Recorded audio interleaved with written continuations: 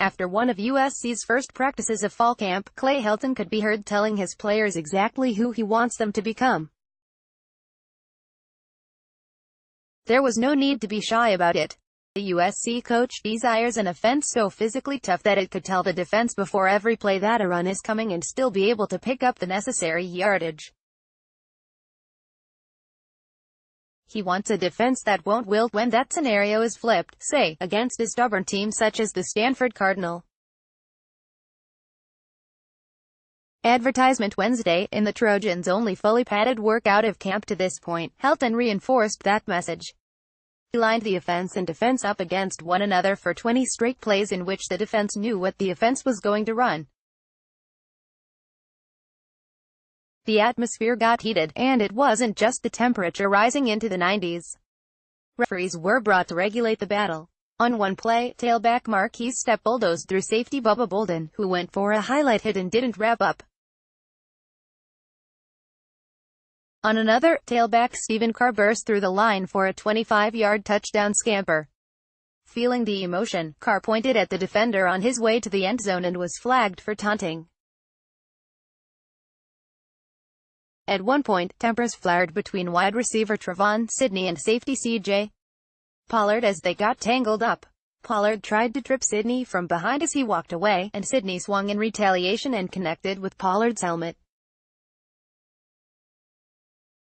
They had to be separated. When it was over, USC's coaches were in unanimous agreement about what they had seen. "That's what we want to do," USC offensive coordinator Tim Martin said.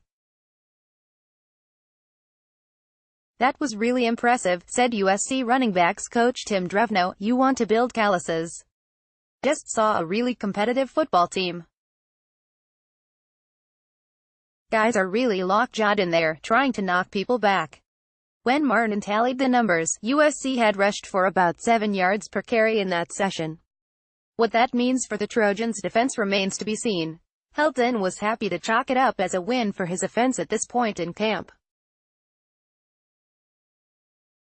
"To see the success that 4 good runners had in that period, as well as the offensive line, really fired me up," Helton said.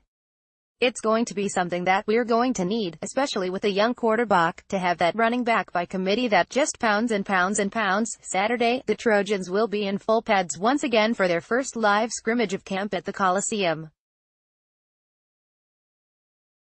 Helton said he won't ask for such a bludgeoning experience as Wednesday. "I've told T that I'd like to have it balanced," Helton said.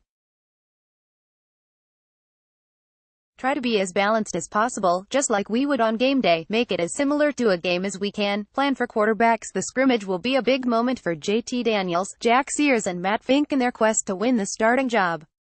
Helton said he wants to run about 60 plays and try to get each quarterback some extended drives. "My main emphasis is to really get them in the flow," Helton said. "Even when they get stopped, maybe on a 3 and out, it's going to go to first down and we'll keep going. We're going to try to get some 8-play drives to simulate a little bit of a longer drive." Gustin surgery successful. Advertisement. Helton said that the surgery to repair Porter Gustin's slightly torn meniscus was very successful. "As you can tell, he's already up," Helton said. "He walked in without even crutches after it. He's just got a unique mindset." The timetable for Gustin's return is 2 to 5 weeks.